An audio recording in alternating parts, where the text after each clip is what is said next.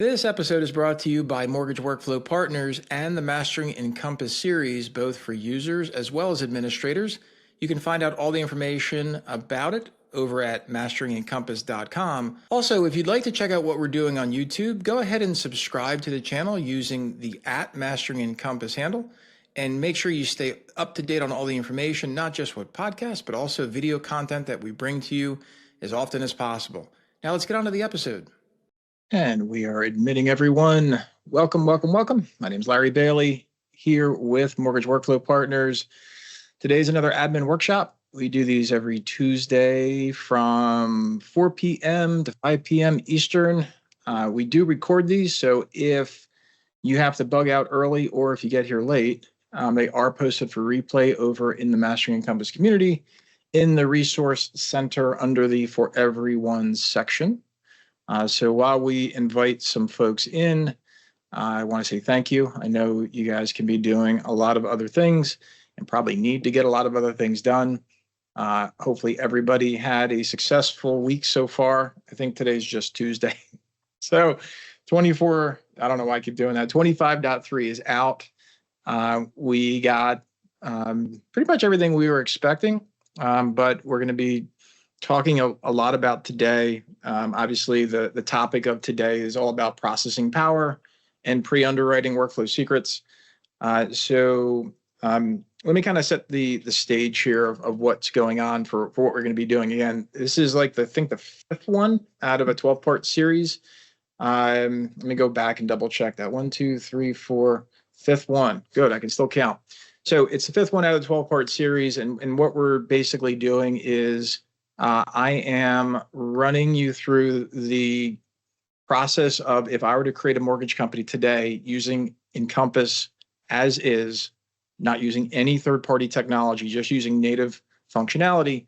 And I'm putting, as my book indicates, workflow before technology. I'm doing workflow first.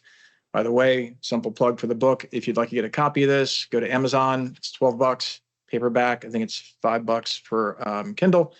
And make sure at the end of chapter 1, there is a link to a companion workbook, and it takes you through each step. Kelly, make sure that you download that workbook. You've done that.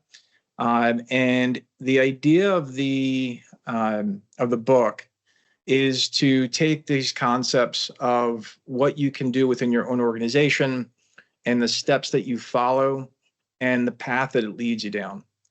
So that's what this whole workshop series is all about.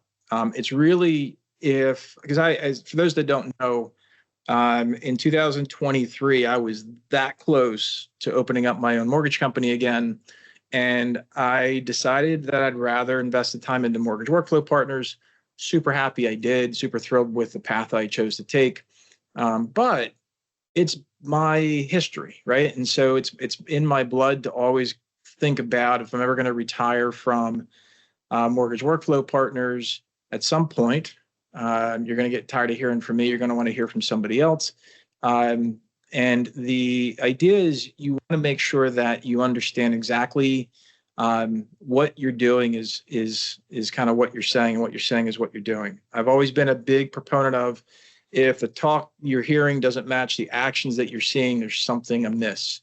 And so having said all that, you guys know from all the stuff I talked to you about the settings, when we go through all of our clients and I go through all of our workflows and suggestions and support, the concepts that I come up with here in the community, and then also if any of you that are on here as clients, or certainly I see some Mortgage Workflow Partner team members on here, I try to stay consistent in what I'm saying. Doesn't mean it can't change, but I'm trying to stay consistent in delivering a cohesive strategy. Because part of the challenge with mortgages, there is no place that you can go to learn how to do mortgage. It just doesn't exist. I'm working on that, but it just doesn't exist. Now, you can go to training schools for how to be a processor, an underwriter, et cetera, sales, of course. You can go through the Mastering Encompass for admin certification or the ICE Mortgage Technology admin cert course, but it doesn't really teach you how to do the whole job. And so running a company is, I know I'm a unicorn in that I can run a company from sales through post-closing delivery. You can put me in any seat anywhere and I can do the work.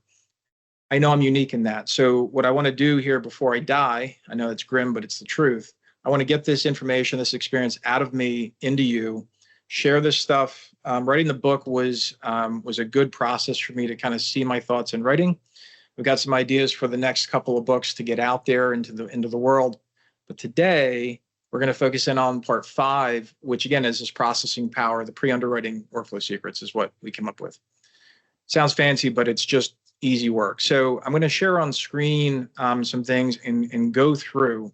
Like in mortgage, if you didn't know this, we are all tactile learners and visual learners. We hear people, but we don't actually learn until we physically do it, right? It's kind of one of those things. If I tell you what to do until you go do it, you don't get it. So I'm going to go ahead and share screen and walk you through the agenda for today and just go through it step by step. That way, if anybody comes in late or you're not quite sure where we are because you got distracted with some issue, it's no big deal. And so we'll go over here and I'll post this in, or I'll have it posted into the replay so you guys can take it. But today, let's talk about pre-underwriting, right? So if we go back into how did we get here? I'm going to keep an eye on the folks coming in.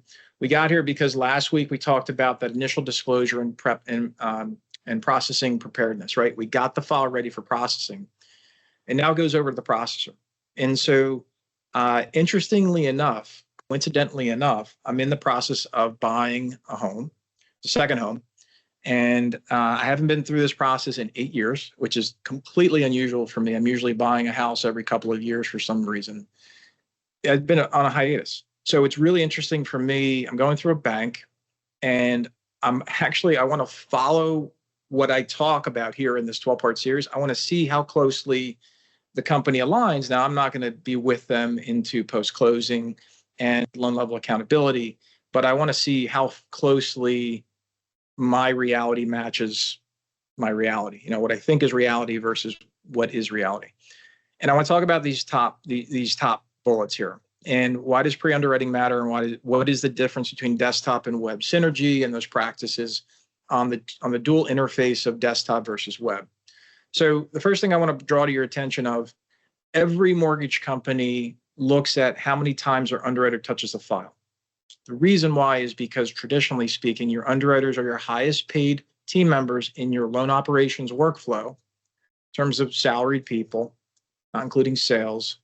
But you want to maximize their time, and I don't want them having to look for things. I don't want them having to go back. There's an old saying in lending that says the more times you got to go back to underwriting, the more likely you're going to get denied. Just plain and simple. And so that touches everything else. The more times I have to have my underwriter look at a file, the slower it's going to be. For those that are working for companies or have to work with investors where your turn time for underwriting, initial underwrite, is like 2 to 3 days, and maybe on a resub, maybe it's 1 to 2 days, like, do the math.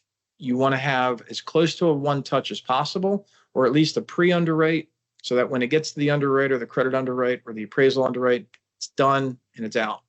That's the goal here. That's why pre-underwriting matters. Now, how do you leverage Encompass, right? You're here because you're mastering Encompass. We're going to talk about the differences and the synergies between desktop interface and web interface. It's important to remember, of course, that when we talk about web, we're also talking about web settings. So even if you're not using Encompass web interface to physically travel to, that doesn't mean that you shouldn't be leveraging Encompass web workflow rules, especially the workflow rules that were just updated with this release, the 25.3. A fan favorite got released. We're now in the triggering events within workflow rules. You can now define the field level change and what it could change to carry on, so you can better define whether or not that rule should work. So it's an efficiency pickup, and it's just easier to work with. So common myths. Chat. Who can, for those that are on the call, who's ever been a processor? Who's ever been the person receiving the file? There's like 43 people on here. Raise your hands. Like, how many people have ever physically had to be the processor at some point in your career? It's like being a teller. Anybody, not do this now, but if you're in banking, it's like, who's been a teller? I was a teller. And so the idea here is we've got about half the crew on here has been a processor. The more you make your processor chase down stuff, or the more your processor has to go hustle and track stuff down, slower the file is going to be. The more you make your processor try to figure out what this file is all about, the more likely you're going to have a problem with your underwriting. And so some common myths I point out here is processing is just a data cleanup. That's not what you want. You want processing to be able to tell that this file is going to fly. That's what you want. And the cleaner shops, the ones that have less touches in underwriting and the ones that have higher customer satisfaction, are the ones that empower processors to really be that gatekeeper of what's happening in the file. And we're going to talk about that here today. I'm going to show you some ideas. Hopefully you know about these, but I'm also going to reinforce some concepts that I don't see enough when we go through our engagements with our clients. And so in terms of newest workflow ideas, pre-underwriting, notice I'm not saying processing. I'm doing this intentionally because you might not think of a processor as a pre-underwriter, but I do. I want my processors to look at that file and say, why is this going to get declined? Right. And so in sales, like if anybody's on here from sales, the thing I always say to salespeople is, why is the customer going to say no? I'm always looking for the negative, because if I can satisfy all the negatives, the only thing that's left is a positive. Samantha, if you have a question, let me know. Otherwise, I don't know if you just have your hand up just from leftover from when you were a processor. You do have a question. Okay, cool. So the idea is when we work on this idea of the file getting into processing, I want you to leverage some of the tried and true features that you're used to, such as field triggers and business rules. Now, notice I didn't say what kinds of business rules here. Now, one of the pieces that you're going to hear me talk more and more about, especially as we get EPC involved with data sources going directly into the file, you're going to hear me talk about data workflows. And you're going to hear me talk about it more today too. But the whole point is that when data comes in, before that underwriter even gets to the file, how can we validate? All right, am I back? Okay, my internet blipped, of course. Guys, give me a thumb up if I'm still being heard correctly. Good. Let's see what chat's saying. Okay, you're good. Thank you very much. I don't know what just happened. So in any event, when we go through, I'm always looking to see, how do I make sure the data is accurate so that when it gets to underwriting, I don't have to have my underwriter go figure things out. So if you're in a file and you are able to leverage some type of validation service, get that data in there and lock it down. Lock it down. If the appraised value comes back from your automated service, from your EPC integration, lock it down. Same thing with income assets, et cetera. Now, if you're using a integration of an analyzer like ICE DDA, again, same thing. When that data gets in there, lock it down. The reason why I do this is because I want to make sure, again, when that underwriter gets it, it's less time for touching, less time for calculating if it's already been determined what it needs to be. You'd be amazed at how many times people are recalculating or re-verifying data that's already been proven to be true. Happens constantly. So when we are looking at that, the next thing I want you to do is I want you to be intuitive about how you're leveraging what input forms are set in the left nav for desktop, and most importantly, for web. Now, the biggest problems that I see here when it comes to processing is, check out your team. See how many times they click show all and put in alpha order to find the input forms they're looking for. You got to spend time on this, gang, in two main ways, because this is going to affect you with both desktop and in web. If you have multiple input forms on the left nav that the file doesn't actually need, I'm going to encourage you to be a little bit cleaner and remove those. It's number one. Number two, this is where it goes back to persona management. if you've got input forms showing up for the file that person shouldn't actually be seeing, it's really easy to remove them from the view. And this not only works on desktop, but it also works on web. So I really want you to go through and manage what they're seeing and the flow that they're seeing it in. If you've never gone through as a processor, for again, half this audience here has been a processor at some time, you need to be able to find information very quickly. Now, part of this is going into this next section with persona-based task assignment. So show of hands, who's using in real life the web side of workflow tasks? Hopefully, all of you have begun to use some kind of workflow task, even if it's for somebody in sales or post-closing. But is anybody using web side workflow tasks? And the reason why I'm asking you for that is because that's where you can get into this concept of leveraging the web UI so you can have either a single or a dual pane in the task workspace so that your team doesn't have to go to an input form. This is going to be a really big change. And I've gotten into some deeper conversations with folks recently on the differences between tasks and conditions.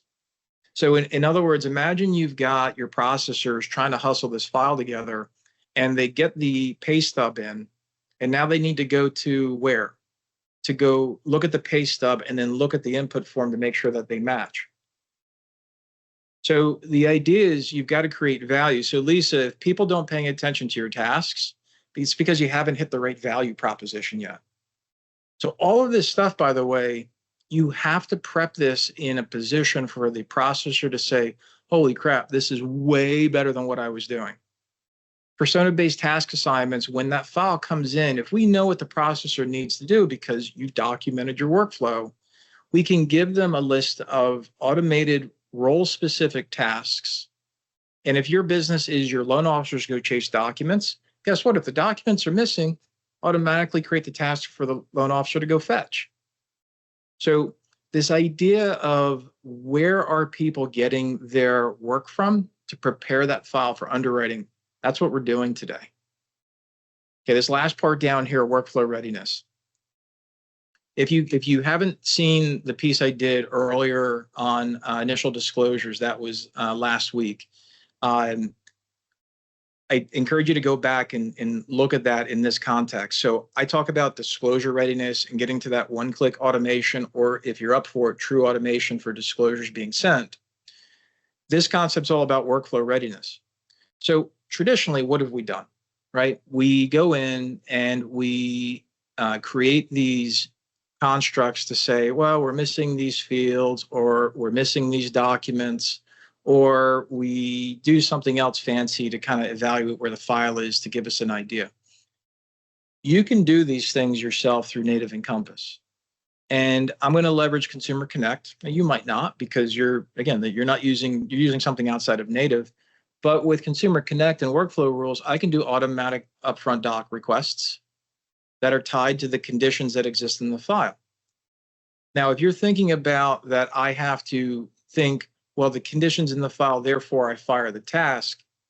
No. The reason why the conditions in the file is because something's happening in the data of the file or something's not there in the documents. So if I know that's missing, that means I can automatically request that. Again, data workflows, gang. Keep up with me here. Same thing goes with automated document requests and retrievals. So again, with native Encompass, I can do automated document requests and I can do automated document retrievals. Did I just restart completely? Did my PC just crash? Oh my gosh, this is crazy. All right, I'm going to go back to sharing because my machine is obviously deciding what to do on its own. Let's try this again.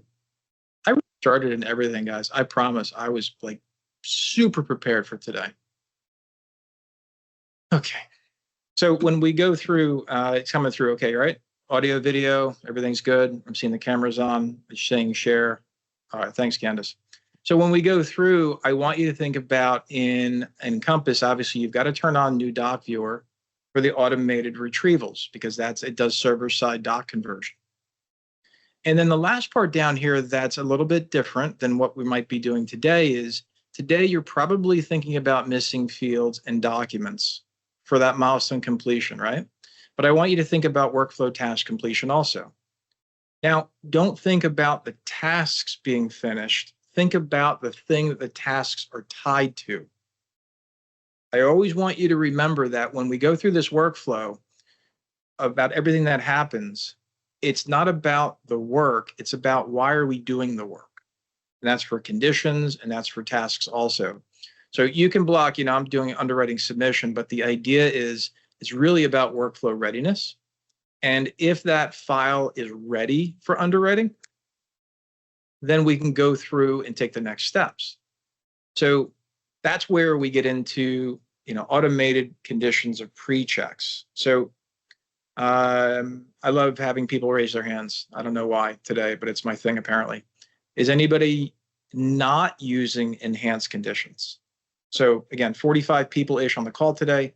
Who is not using enhanced conditions? If you could please just be public about it.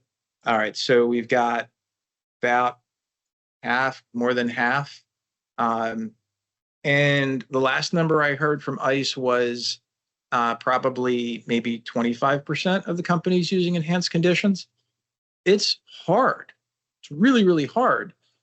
But what I'm going to encourage you to do is stay on that track and make sure that you get there, because not only does it allow you to take advantage of truly native automated conditions, and remember, automated conditions isn't just adding them, but it's also updating the status, and it's also, which means either automatic fulfillment, automatic waiving, or automatic clearing. And when you go through there, remember, you've got these enhanced condition types. So you have the ability to create these enhanced conditions that an underwriter can clear. Maybe they're clearing just the pre-underwriting, but maybe they're also clearing underwriting. I mean, what if you can give them the authority to clear a condition, or having Encompass workflow rules automatically clear a condition? So that's what this is all about. When you get into the file, it's like, hey, we're getting ready for disclosure. We're getting ready for underwriting. Is the file ready for that? And if it is ready for that, let's give it a once over to make sure. And so these things are working in concert with each other to making sure that you're going over that whole file. And again, if anyone has any questions, let me know. You can use the chat, or you can use the raise hand. Trina, let me know if you have any questions. Otherwise, I will keep on going. And I can always take you off. I'm like, okay, you're all good? All right, cool. All right, so we'll keep tracking. So what we've done so far is we've gone through, we've received the file. I've got automation, right? Let's do a gut check here. We got the file. I've got my teams working on both web as well as desktop. Truthfully, right now, I'm getting used to the idea of no condition pop out, because I'm getting more used to the idea of leveraging workflow tasks with a better workflow task workflow space that incorporates both eFolder docs as well as the input forms off the cards. It's still a thing. Maybe we'll have condition pop out in 26.1. I don't know. No promises, no guarantees. But the idea is we're so used to this pop out thing from desktop, it feels very natural to want another pop out like we have with eFolder.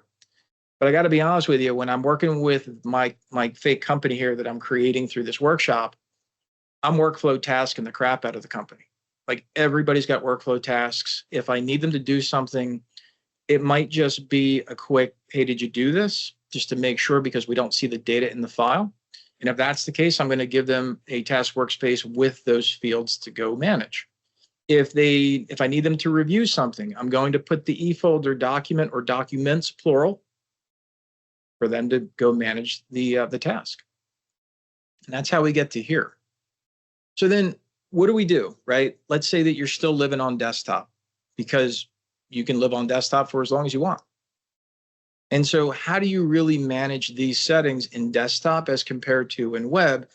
Because different teams may use different interfaces depending on what you're doing as a company and what your workflow is defined as. So I'm going to call you back to this advanced use of data workflow.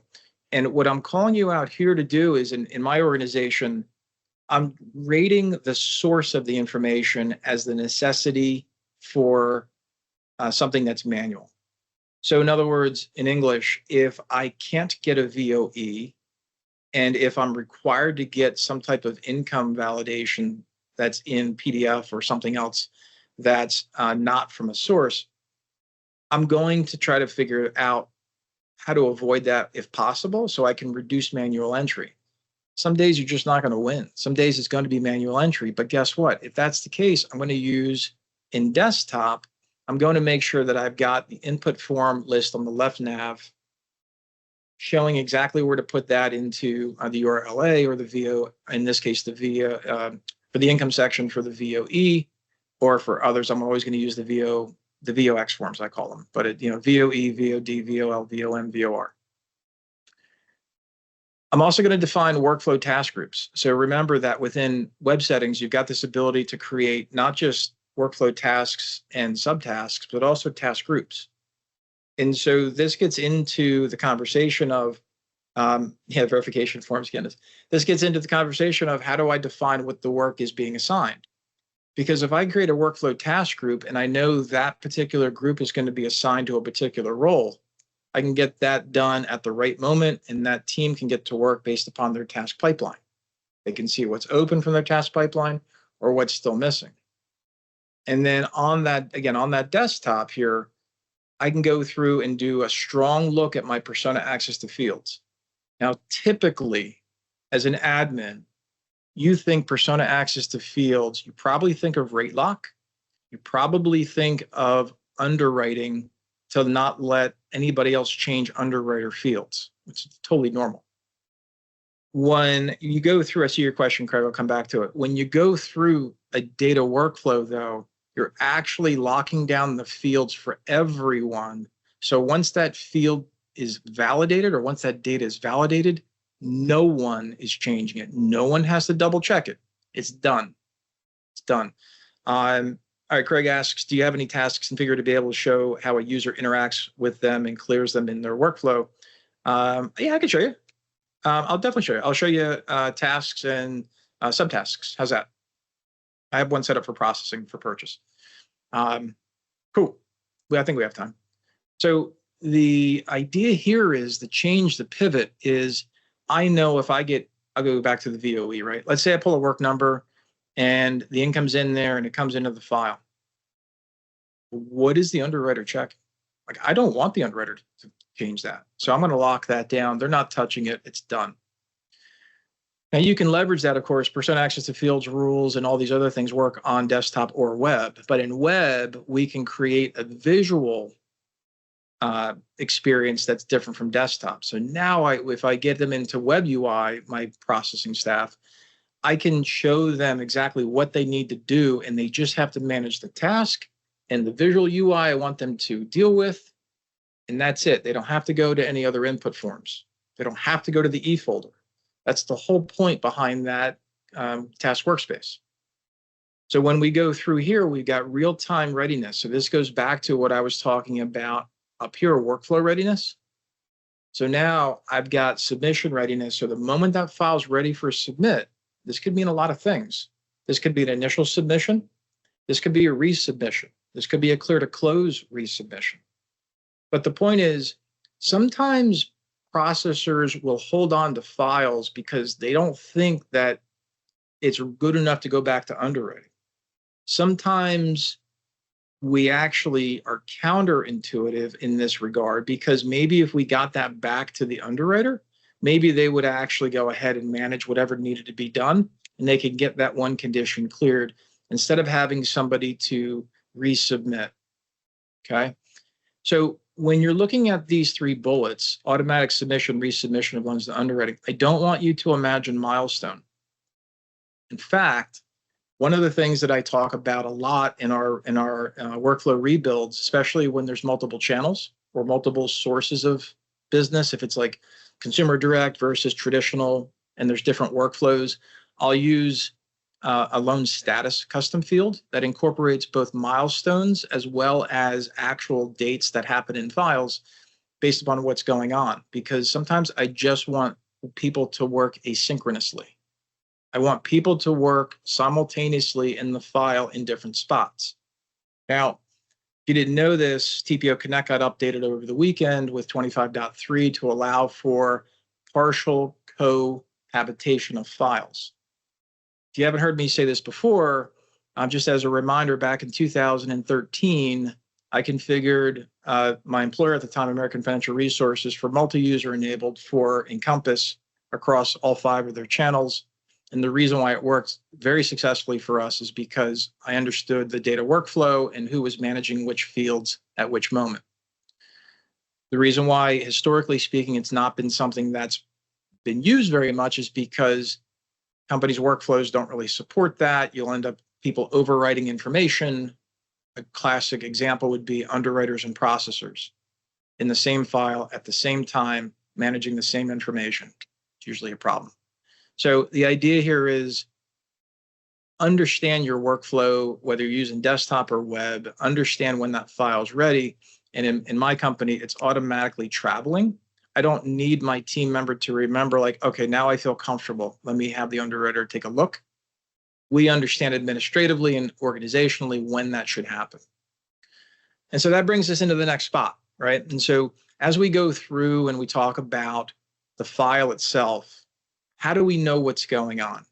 Right now, probably you guys are doing a ton of emails, Slack/Teams/ whatever instant messenger you use internally, probably more emails. Maybe you're using milestone comments, maybe using a conversation log, maybe you're using a third-party plugin to do this. Who the hell knows? In my company, it's task comments because I want to know the status of the thing that isn't finished yet. If I'm talking to a borrower or a third party, I'm using the actual native conversation log because that's documenting the conversation. Got nothing to do with the status of the file. This has nothing to do with the conversation with the borrower or the third party. I use a custom loan notes panel. So in my world, I've got an input form, both desktop and web, where I've got specific logged, and I put a copy of this, by the way, in the community of how to create this log. So it's a data entry point field, and then when you hit add comments, it adds it to an untouchable log, right? It's just input form. And you can do this on web and desktop.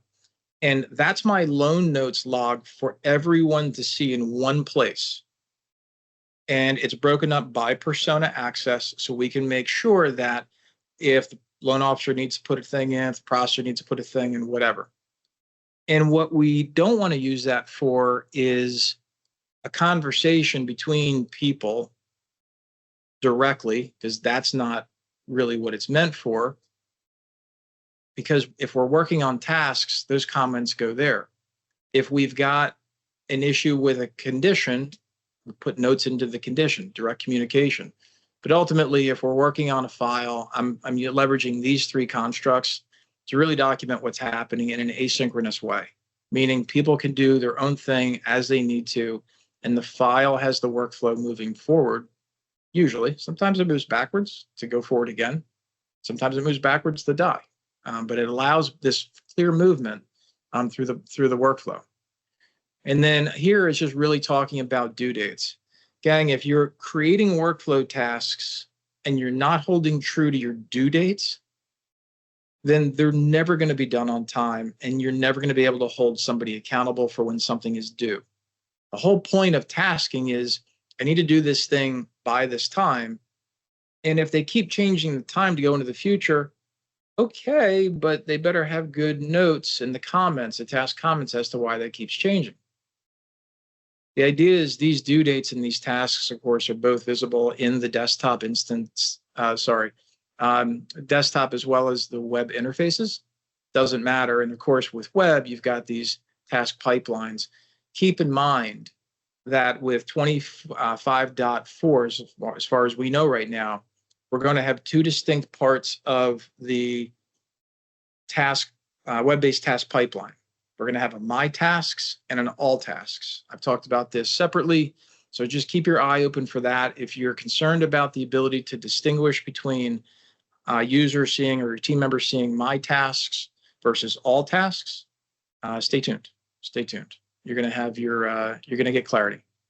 And as we go through this, we've got external collaborators, of course. The idea is I'm going to be leveraging our borrower and loan officer portals for pre-underwriting correction requests. So in other words, if we need a document, we need something updated, I'm going to leverage that portal to make those document requests happen or those e-signature sign-offs happen.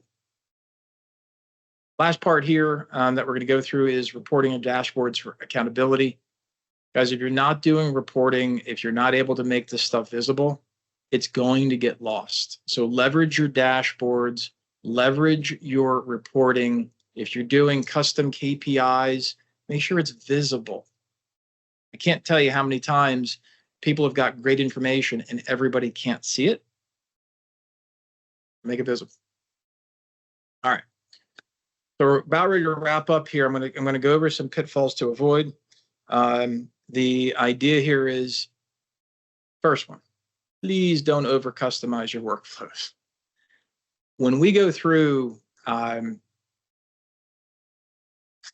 guess a good example of this is people are still working out of their company as if it were years ago.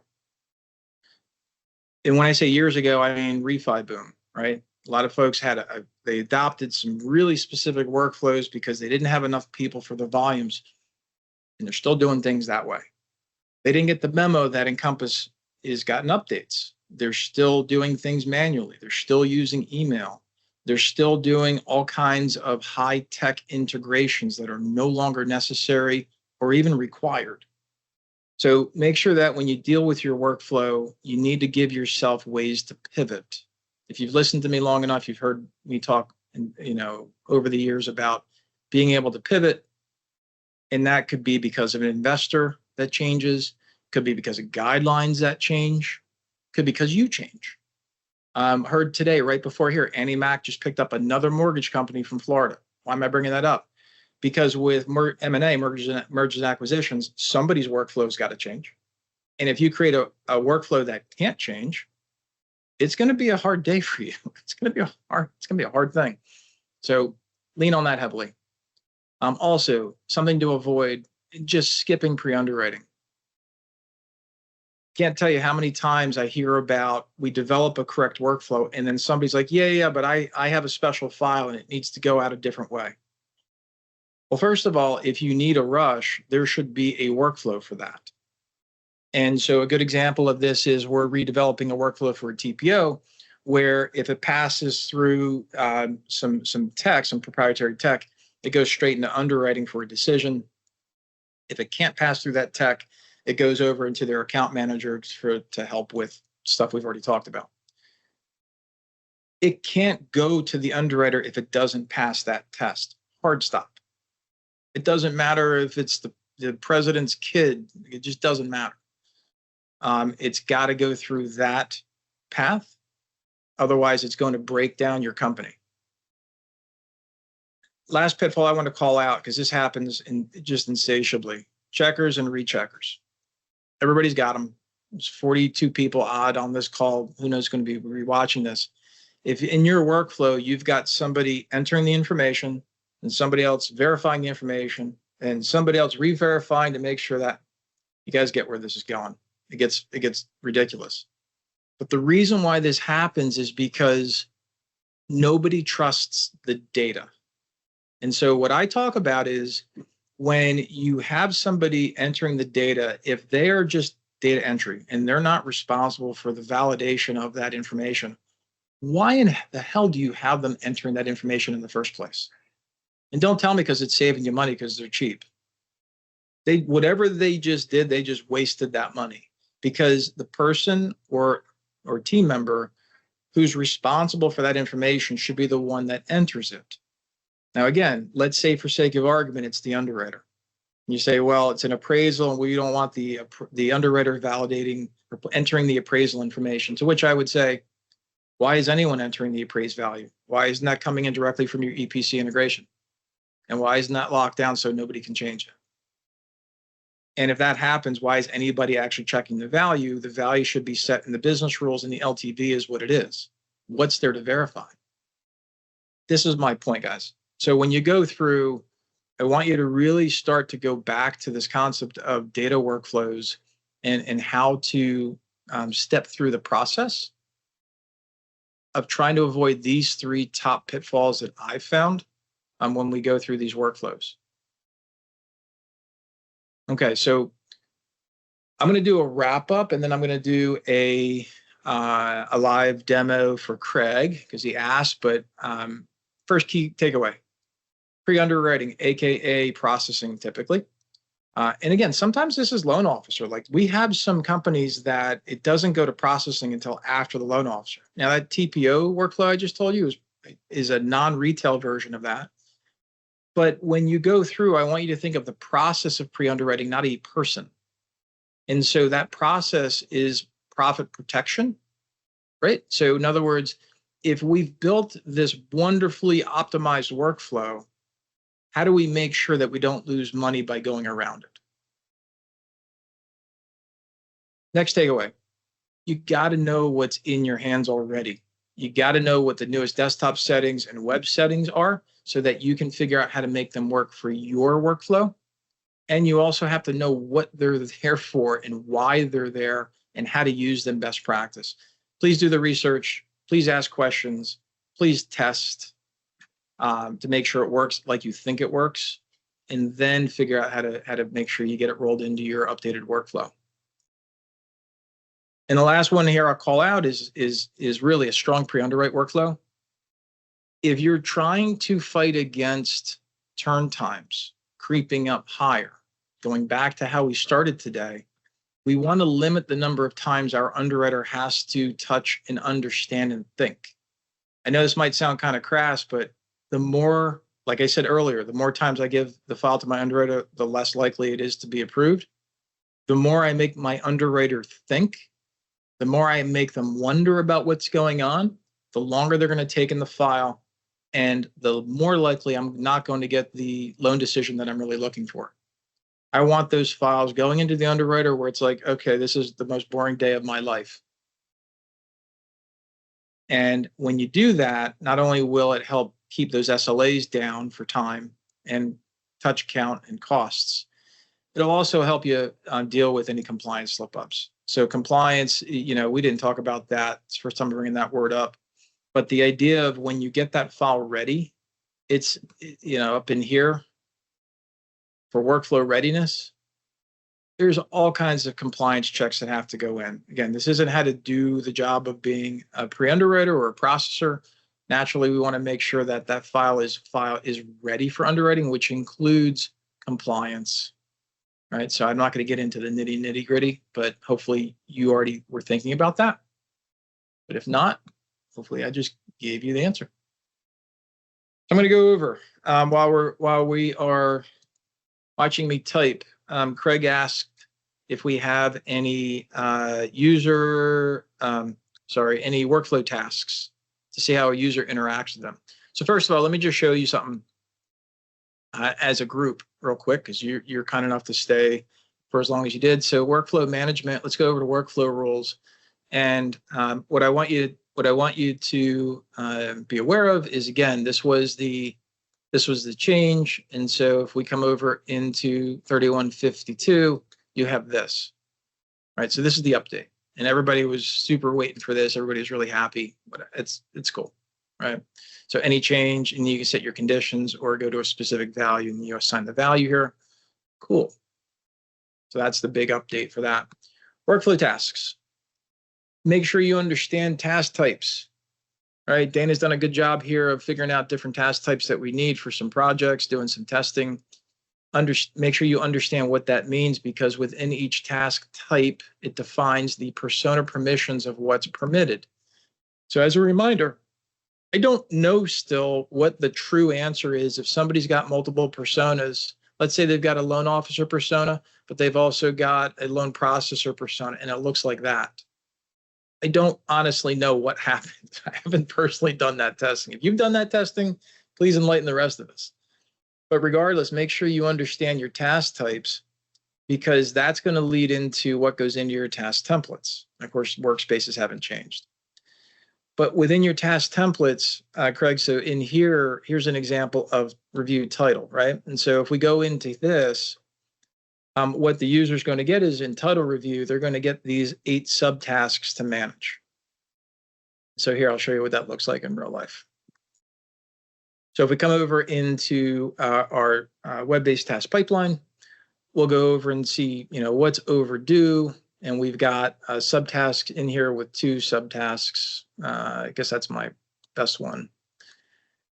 So the user is going to come in, and remember, each task and each subtask has the opportunity to have its own unique workspace, right? So this check income can have these components within this task workspace. So if we wanted to switch, we can do that, right?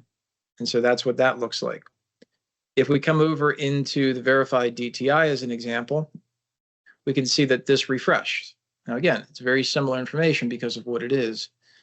So as we go through each of these subtasks that are included in this main task, these are the things that have to happen. And one of the things that you can do, like you'll notice on here, there's 2 open tasks, right? New processor tasks. So if I come over into, let me go out into a file that is one that I can control. We'll go over into this one. I should be able to do it in. So here's a file that's got processor tasks. And what I built the workflow rule to say was when I have a purchase, I want to come in and fire off tasks. So here's a purchase.